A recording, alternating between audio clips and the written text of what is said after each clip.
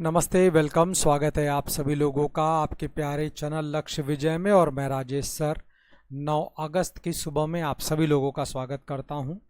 9 अगस्त को अगर याद करते हैं, वैसे तो घटनाएं बहुत सारी हैं। 9 अगस्त 1945 में नागासाकी पर परमाणु बम गिराया गया, जिसकी चर्चा हम लोगों ने 6 अगस्त के वीडियो में भी किया था। लेकिन अगर भारत की आज़ादी को लेकर, भारत के क्रांतिकारी आंदोलन को लेकर याद किया जाए तो आज के दिन वर्ष 1925 में भारत के महान क्रांतिकारियों के द्वारा काकोरी ट्रेन एक्शन घटना को अंजाम दिया गया है। 1925 में क्रांतिकारी संगठन HRA, हिंदुस्तान रिपब्लिकन एसोसिएशन के द्वारा, जिसके ब्रांचेस भारत के अलग अलग हिस्सों में बन चुकी हैं, और क्रांति के लिए बंदूक और गोलियों का इंतजामात जो किया जा रहा था, वो साहूकारों, महाजनों, अंग्रेज, बड़े बड़े अंग्रेज जो महाजन हैं, ज़मींदार हैं, और जो अंग्रेज अधिकारी हैं, उनके लूटपाट डकैती को अंजाम करके दिया जा रहा था। लेकिन ये घटनाओं को अंजाम देने के बाद HRA, जिसका मूल उद्देश्य देश के लोगों के लिए क्रांति, देश के लोगों के लिए आज़ादी, देश के लोगों के लिए था, वो एक समर्थन नहीं मिल पा रहा था, वो एक प्रसिद्धि नहीं मिल पा रही थी। क्रांतिकारी खुलकर लोगों के बीच जा नहीं पा रहे थे।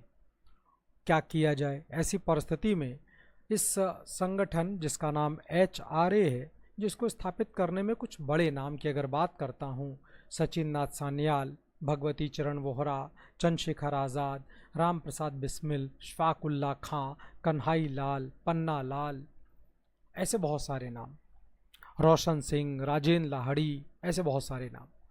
इन सभी लोगों ने तय किया कि अब हम लोग ये जो डकैतियां हैं, इनको बंद कर देंगे, क्योंकि इन डकैतियों से लोगों के अंदर एक डर भी व्याप्त था, और कुछ घटनाएं ऐसी बिगड़ गई थी जिसमें कुछ भारतीय व्यक्तियों को भी गोली लग गई है। इस बात को लेकर के अब तय किया गया कि हम लोग इस घटना को अंजाम नहीं देंगे। इस बीच खबर मिली है क्रांतिकारियों को कि अलग अलग जगहों का जो राजकोष है, उसे इकट्ठा करके अलग अलग जो प्रमुख केंद्र हैं वहाँ पर पहुँचाया जाता है। तराई इलाके का, उत्तर प्रदेश के तराई इलाके का जो खजाना है या जो राजकोष है, उसे लखनऊ, जो कि केंद्र के तौर पर जाना जाता है, वहाँ लाया जा रहा है। तय किया गया कि इस कांड को, यानी कि इस खजाने को, जो कि हम भारतीयों का है, से ही लूटा जाएगा, जिसके लिए एक पूरी प्लानिंग की गई है। इस प्लानिंग में कुछ महत्वपूर्ण लोगों को शामिल किया गया है, जो नाम मैंने भी कुछ देर पहले आपके साथ चर्चा में रखा, उन लोगों को शामिल किया गया है। और अब ये लोग आ गए हैं। एक रेलवे स्टेशन है जिसे हरदोई के नाम पर जाना जाता है। हरदोई में ये लोग सवार हो गए हैं, 2 अलग अलग डिब्बों में सवार हैं। 3 लोग, राम प्रसाद बिस्मिल, सचिन नाथ सान्याल और रोशन सिंह, ये लोग बैठ गए हैं सेकंड क्लास की बोगी में, यानी कि जो एक अच्छी बोगी के तौर पर, तत्कालीन समय के तौर पर माना जा सकता है। 3 लोग इस सेकंड क्लास की बोगी में इसलिए सवार हुए हैं क्योंकि वैसे तो सभी बोगियों में चेन की सुविधा है कि चेन खींचेंगे तो गाड़ी रुकेगी, लेकिन जो थर्ड क्लास का या जनरल क्लास का जो बोगी है, उसका कोई भरोसा नहीं है, क्योंकि उसके इंतज़ामात अच्छे नहीं हैं। वो आम भारतीयों के लिए बनाई गई है, तो आम भारतीयों को तो वैसे भी अंग्रेज बहुत ही बेकार मानते थे, जानवर से भी बदतर मानते थे। तो जो सुविधाएं दी गई होंगी, इसका अंदाज़ा आपको लग रहा होगा। तो इस बात का डर है कि थर्ड क्लास की या जनरल क्लास की बोगी में बैठ जाएं और चेन खींचें, ट्रेन रुकी ना, तो कैसे घटना अंजाम दिया जाएगा। इसीलिए 3 लोग सेकंड क्लास की बोगी में सवार हो गए, 2 लोग, बाकी लोग चले गए आपके थर्ड क्लास की बोगी में। वैसे जब इस टिकट को ख़रीदा जा रहा था, तो रेलवे स्टेशन का जो टिकट काउंटर पर बैठा हुआ क्लर्क है, जब उसने देखा साधारण कपड़ों में एक लड़का सेकंड क्लास की बोगी का टिकट खरीद रहा है, तो उसे कुछ संदेह हुआ, और वो भी 1 नहीं 3 ले रहा है, तो उसे संदेह हुआ। टिकट देने वाले क्लर्क ने जब बड़े गौर से उस बच्चे को देखना शुरू किया, यानी उस क्रांतिकारी को देखना शुरू किया, तो गमछे का प्रयोग करके उन्होंने अपने चेहरे को ढका और कहा, भैया जल्दी दो, ट्रेन आ रही है, क्या ट्रेन छुड़वाओगे क्या? तो थोड़ा सा मतलब होता नहीं है, कंसंट्रेशन लूज़ हुआ, हक्का बक्का वो टिकट देने वाला व्यक्ति टिकट देता है और इन्हीं के ठीक पीछे इनके दूसरे साथी हैं जो जनरल क्लास का टिकट लेते हैं और ये सभी लोग ट्रेन में सवार हो जाते हैं। ट्रेन का जो निर्धारित स्थान है वो काकोरी रेलवे स्टेशन से थोड़ी बस दूर आगे बढ़ना है ट्रेन को। जैसे वो जंगलों के बीच गुजरेगी और रात का समय है, ट्रेन जिसका नंबर है 8 डाउन जो कि सहारनपुर मंडल से आ रही है और इस ट्रेन का अंतिम स्टेशन लखनऊ है। तो 8 डाउन ट्रेन के अलग अलग बोगियों में ये क्रांतिकारी सवार हो गए हैं। ट्रेन काकोरी स्टेशन पर पहुंच गई है और अपने पूर्व नियोजित प्लान के अनुसार, योजना के अनुसार अब ट्रेन की चेन को खींचा गया है। ट्रेन, अंधेरा हो ही गया है, ट्रेन रुक गई है, जंगल है दोनों तरफ, पटरी के दोनों तरफ, और क्रांतिकारी अब दोनों बोगियों से निकल गए हैं। कुछ क्रांतिकारियों की जिम्मेदारी है कि वो गार्ड को संभाले और कुछ की जिम्मेदारी है कि वो ट्रेन के जो ड्राइवर हैं उनको संभाले, और बाकी क्रांतिकारी वो जो खजाना रखा हुआ है जिस संदूक में, उस संदूक को लेकर वो जंगल की ओर चले जाएंगे। इस पूरे काम को बखूबी अंजाम दिया गया है और खजाने को लूट लिया गया है।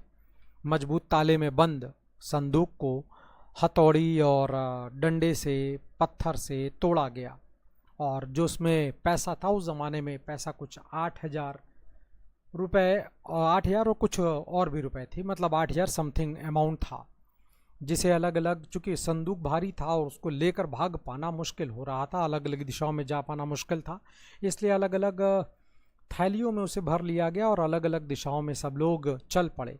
वैसे सब लोग लखनऊ आए, लखनऊ में आकर अलग अलग जगहों पर ये रुक गए। अगर आप में से कोई लखनऊ गया होगा, जानता होगा, तो लखनऊ में एक जगह पड़ती है अमीनाबाद। अमीनाबाद में जब आप प्रवेश करते हैं तो जो झंडे वाला पार्क है उसके ठीक सामने आपको एक धर्मशाला दिखाई पड़ता है। कुछ क्रांतिकारी उस धर्मशाला में भी रुके थे और फिर इसके बाद अगले दिन ये लोग अलग अपना जिस जगह पर पैसा पहुंचाना है उस जगह पर पैसा पहुंचा करके अलग अलग दिशाओं में चले गए हैं। घटना अंजाम दे दी गई है। पुलिस हैरान परेशान, प्रशासन हैरान परेशान कि 200 साल से तो हम लूट रहे हैं, अब ये लोग हमको लूटेंगे। और अचानक से कौन था, जांच पड़ताल की गई तो प्रारंभिक तौर पर तो इस बात की जानकारी मिली ही नहीं कि इसमें शामिल कौन था, कोई नहीं बता पाया। लेकिन धीरे धीरे पुलिस ने इस बात की जानकारी यानी मुखबिर लगा रखे थे और एक खबर लगी है कि इसमें शामिल कुछ लोग शाहजहांपुर से ताल्लुक़ रखते हैं। शाहजहांपुर से ताल्लुक़ रखने वाले व्यक्तियों की अगर बात करें तो उनमें 2 नाम प्रमुख तौर पर आते हैं, राम प्रसाद बिस्मिल हैं और अशफाकुल्ला खां हैं। और मुखबरी हो गई है, दोनों लोग गिरफ्तार हो गए और ये दोनों लोग क्या, लगभग चंद्रशेखर आज़ाद को छोड़ दिया जाए तो इस कांड में शामिल लगभग सभी लोगों को गिरफ्तार कर लिया गया है। लखनऊ का जो जीपीओ है वर्तमान समय का, यहाँ पर इस मुकदमे की सुनवाई होती है और जहाँ पर इन सभी लोगों को अलग अलग सजाएं दी जाती हैं। 4 लोग, राम प्रसाद बिस्मिल, अशफाकुल्ला खां, रोशन सिंह और राजेंद्र लाहड़ी। वो एक अलग विषय है कि इस पूरे इन चारों लोगों को फांसी की सज़ा दी जाती है और बाकी अन्य लोगों को, कुछ लोगों को आजीवन कारावास, कुछ लोगों को 10 वर्ष का कारावास, कुछ लोगों को अलग अलग सश्रम कारावास की सज़ा सुना दिया जाता है। 4 लोग जिनके नाम मैंने लिए आप लोगों को, वो लोग जब जेल में हैं तो उन लोगों ने अपनी जेल डायरी भी लिखी, इस घटना का भी वर्णन किया। और इन सभी क्रांतिकारी जब जेल में थे, जब शुरुआत दौर में ये लोग एक साथ थे, बाद में इनको अलग अलग किया गया, तो ये लोग जब अपनी बैरक में हुआ करते थे तो गीत गाया करते थे, मेरा रंग दे बसंती चोला, मेरा रंग दे बसंती चोला, माए रंग दे बसंती चोला, और ऐसे मतलब गीत गाकर और भी कई प्रकार के जो गीत थे। वैसे भी राम प्रसाद बिस्मिल तो आप जानते ही हैं, प्रसिद्ध शायर थे, तो वो लोग अपने राष्ट्रभक्ति वाले गीत गाते थे और कैदियों को भी जोश में ला दिया करते थे। अंतिम तौर पर फैसला किया गया कि इन लोगों को अलग अलग करो, ये सब जेल के अंदर भी बवाल कर रहे हैं, तो अलग अलग जेलों में बंद कर दिया गया। और एक महान घटना को तत्कालीन क्रांतिकारियों ने जन्म दिया। ये घटना, वैसे अगर फिर तुलनात्मक रूप से अगर मैं बात करूं तो क्या इस घटना ने, क्रांतिकारियों ने देश को आज़ादी दिलवाया? तो ये कह पाना, ये कहना वैसे तो सामान्य नज़रों से कहा जाए तो बिल्कुल नहीं, लेकिन शायद देश के सभी लोग जो क्रांति में शामिल थे और जो क्रांति में शामिल नहीं थे, सबकी कोशिशों का परिणाम निकला इस देश की आज़ादी। और वैसे भी अगस्त का ये जो महीना है, ये देश के लिए, देश की आज़ादी के लिए बहुत कुछ करता है, बहुत कुछ कहता है। फिलहाल ये एक महत्वपूर्ण घटना थी जो कि 9 अगस्त के दिन अंजाम दी गई, जिसकी चर्चा मैंने आपके साथ किया। ऐसे वीडियो मैं आपके साथ रोज़ प्रस्तुत करता हूं। उम्मीद करता हूं ये वीडियो आपको अच्छा लगता होगा, पसंद आता होगा। लाइक कर दीजिएगा, शेयर कर दीजिएगा, चैनल लक्ष्य विजय को सब्सक्राइब करके बेल आइकन प्रेस कर दीजिएगा। आप सभी लोगों का बहुत बहुत धन्यवाद। नमस्कार।